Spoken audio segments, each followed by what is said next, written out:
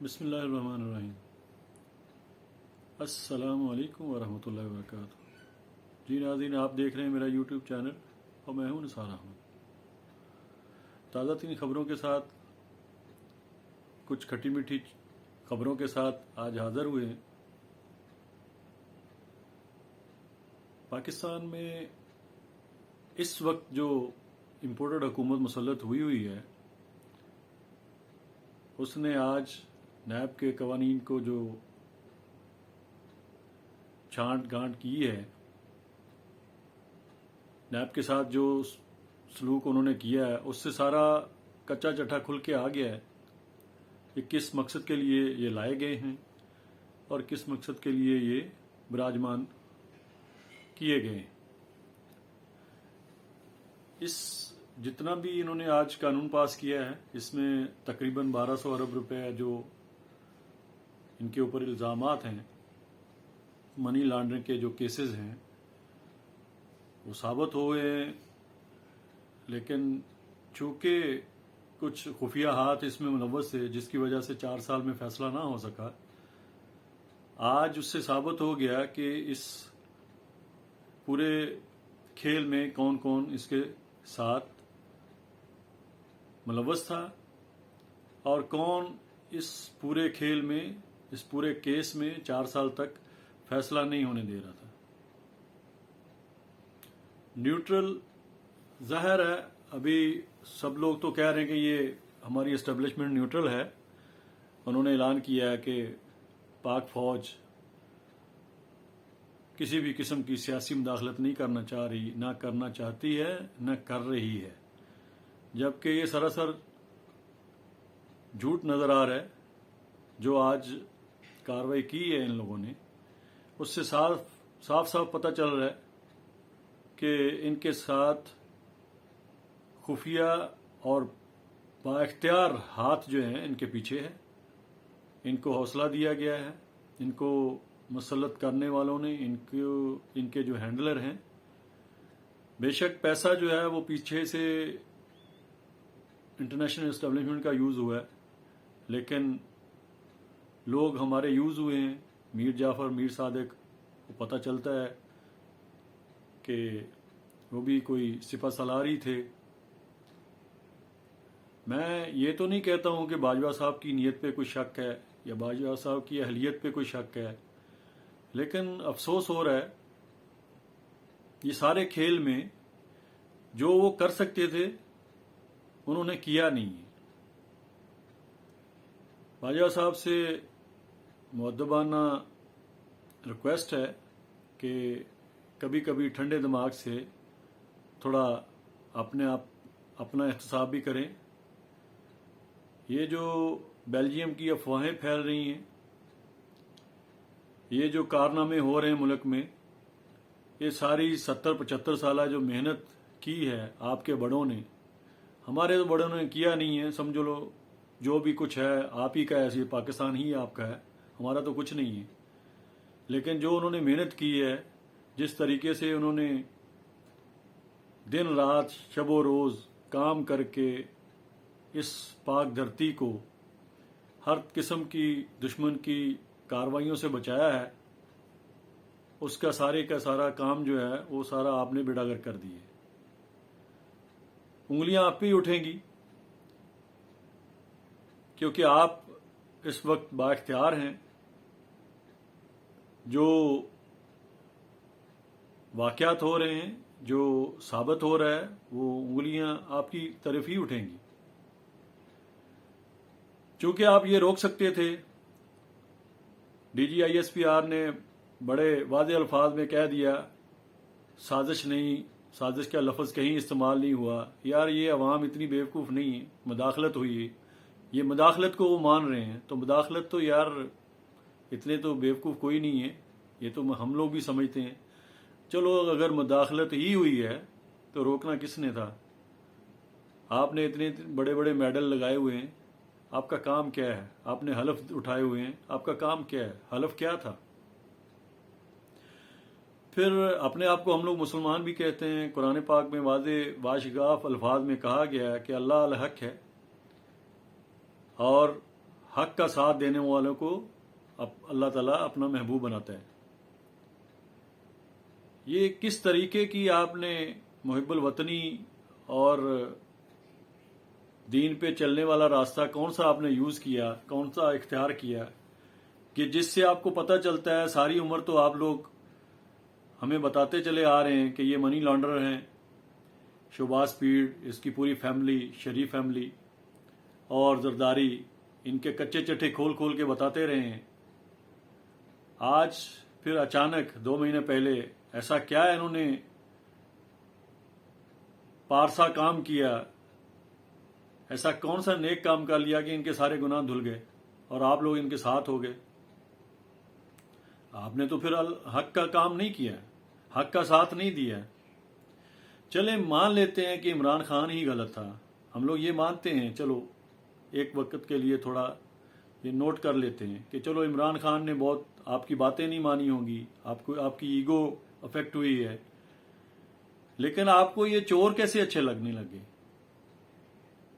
اس سے تو ثابت ہوتا ہے جو مریم صفدر صاحبہ، جن کی میں پہلے بھی کئی بار تعریفیں کر چکا ہوں، تو بچوں والی حرکتیں کرتی ہے، ابھی بھی ماڈلنگ کرنے پسند کرتی ہے. وہ لیڈر بننے کی کوشش کرتی ہے لیکن اسے ماڈلنگ کر کے تو لیڈر نہیں بن سکتی. آپ کو کون سی ہے اس کی ادائیں پسند آ گئیں کہ آپ نے ایسی اس فیملی کو ہمارے سروں پہ مسلط کیا، اور آج جو ملک کی حالت ہو گئی ہے، ڈالر جو ہے روز بروز بڑھنے جا رہا ہے، 212 روپے میں بک رہا ہے. انٹرنیشنلی ہماری حالت خراب کر دی آپ لوگوں نے. ایسی کون سی مجبوری ہے آپ کی، کون سی ویڈیوز ہیں آپ کی، کون سی آپ نے جو زمین اپنے نام پہ کروائی ہے جس کی وجہ سے آپ اتنے بے حس ہو گئے؟ باجوہ صاحب آپ بڑے بزرگ ہیں، ہمیں کوئی حق نہیں پہنچتا، لیکن ہمیں بھی دکھ ہوتا ہے ہمارے پاکستان کے ساتھ یہ جو کھیل کھیلا جا رہا ہے. وہ بزرگ کہتے ہیں نا کہ جب گھروں کے معاملے باہر والے ڈسکس کرنے لگ جائیں یا گھر کا معاملہ کوئی باہر والا آ کے سالو کرے تو سمجھ لو کہ آپ کے گھر کی بربادی شروع ہوگی. ابھی جو تازہ ترین خبریں آ رہی ہیں کہ کینیڈا کی پارلیمنٹ میں سارے کا سارا جو برڈن ہے وہ آپ کے اوپر ڈالا جا رہا ہے، آپ کا نام لے کے کہا جا رہا ہے، اور بلوچستان کو الگ کرنے کی باتیں ہو رہی ہیں. یہ کے پی کے کو افغانستان میں ضم کرنے کی باتیں ہو رہی ہیں. یہ کیا ہو رہا ہے؟ یہاں تک نوبت کیوں آئی؟ آپ اپنے گھر کے معاملے کو گھر میں ٹھیک کر سکتے تھے، آپ کے ہاتھ میں اختیار تھا. تو ابھی یہ پوچھنا یہی ہے کہ اس کو معاملے کو کب تک اور کتنا طول دو گے؟ حیرت کی بات ہے، جب یہ امپورٹڈ حکومت آ رہی تھی، عمران خان کی کابینہ، عمران خان کی حکومت ابھی تک برقرار تھی، پھر یہ ای سی ایل میں نام کنہوں نے ڈالے؟ کس نے یہ اتنی بڑی حرکت کی؟ وہ کون تھا؟ وہ سوال پھر ادھر ہی آ جائے گا، سوال اٹھے گا کہ وہ کون تھا جس نے یہ سارے کا سارا مشینری کو یرغمال بنایا، پریزنر وین بھیج دی، ہر جگہ پہ کنٹرول. حالانکہ ابھی تک عمران خان کا پرائم منسٹر ہاؤس پہ قبضہ تھا، وہ ان کی حکومت تھی. پھر یہ کس نے کیا؟ پھر آپ کس طرح کے محافظ ہیں، کس طرح کے آپ اس ملک کی سلامتی کے ضامن ہیں کہ آپ کے ہوتے ہوئے اگر آپ نے نہیں کیا، سوال یہی اٹھتا ہے نا کہ وہ کون تھا؟ پھر آپ تھے. اگر آپ نے ہی نہیں کیا، آپ اپنی صفائیاں دینے کی کوشش کریں گے اور کر رہے ہیں، آپ نے نہیں کیا تو پھر وہ کس نے کیا؟ کس کی اتنی ہمت ہے؟ پھر آپ کی یہ قابلیت پہ سوال اٹھتے ہیں نا. آپ نے اپنے ملک کی سلامتی کے لیے کیا کام کیا؟ اب جو بھی پاکستان میں اس وقت جو سچویشن ہے، جو عوام کا جینا مشکل کر دیا ہے، زندگی اجیرن بنا دی ہے، اس کے ذمہ دار صرف آپ اور صرف آپ ہیں. ہماری عدلیہ، آپ نے ان کو بھی یرغمال بنایا ہوگا، جیسے سچویشن ہمیں نظر آتی ہے اتنے 75 سالوں میں، جو ابھی ساری چیزیں کھل کے باہر آ رہی ہیں. کہ جو پاورفل لوگ ہوتے ہیں، جو بااختیار لوگ ہیں آپ کی صفوں میں، انہوں نے سارے سسٹم کو یرغمال بنائے ہوئے. آزادی تو ملی نہیں. کہاں ہے اس ملک کی آزادی؟ اگر ججز آزاد ہیں، اپنے آپ کو کہتے ہیں آزاد ہیں، تو پھر فیصلے آزاد کیوں نہیں آتے؟ میرا تو خان صاحب کو ایک مفت مشورہ ہے، اگر ان کی نظر ان کے کانوں تک چلا جائے یہ کہ آپ خام خواہ سر پیٹ رہے ہیں. بار بار آپ کہہ رہے ہیں جوڈیشل کمیشن بنا لیا جائے. وہ حمود الرحمان کمیشن بھی ایک بنا تھا، کیا ہوا؟ اور بھی جے آئی ٹی، پاناما، یہ ڈان لیکس، کیا ہوا؟ خان صاحب کچھ نہیں ہونے والا. یہی لوگ ہوں گے آپ جن کے خلاف کمیشن بنانا چاہ رہے ہیں، اور جن لوگوں نے کمیشن بنا کے اس پہ فیصلے صادر کرنے ہیں، جنہوں نے انکوائریاں کرنی ہیں، یہ وہی لوگ شامل ہیں اس سازش میں. وہی امپورٹڈ حکومت کے پیچھے ہینڈلر ہیں. وہ آپ اپنے آپ کو کیسے وہ مورد الزام ٹھہرائیں گے؟ یعنی خود ہی مجرم، خود ہی ای سی ایل سے نام نکالنے والے وہی لوگ ہیں، اور وہی لوگ فیصلہ آپ کو کر کے دیں گے جوڈیشل کمیشن میں. کچھ نہیں ہونے والا جب تک یہ غریب عوام، یہ سوئی ہوئی عوام نہیں اٹھتی، تب تک کچھ نہیں ہونے والا. اور آپ کن کے لیے سر پیٹ رہے ہیں؟ یہ وہی عوام ہے جو قیمے والے نان کے اوپر بک جاتی ہے. ٹھیک ہے، آپ نے جگایا، کوئی سوئی ہوئی قوم کو جگا لیا، لیکن ابھی بہت ٹائم چاہیے. اللہ تعالیٰ آپ کی حیاتی رکھے، زندگی رکھے. لیکن یہ جو ضمیر فروش ہیں، جب تک ان کی آنکھیں نہیں کھلتی اس ملک کا کچھ نہیں ہونے والا. آپ سے بھی درخواست ہے اپنی حفاظت کا بندوبست کریں. میں عمران خان صاحب سے مؤدبانہ، والہانہ، عقیدت مندانہ ریکویسٹ کرتا ہوں.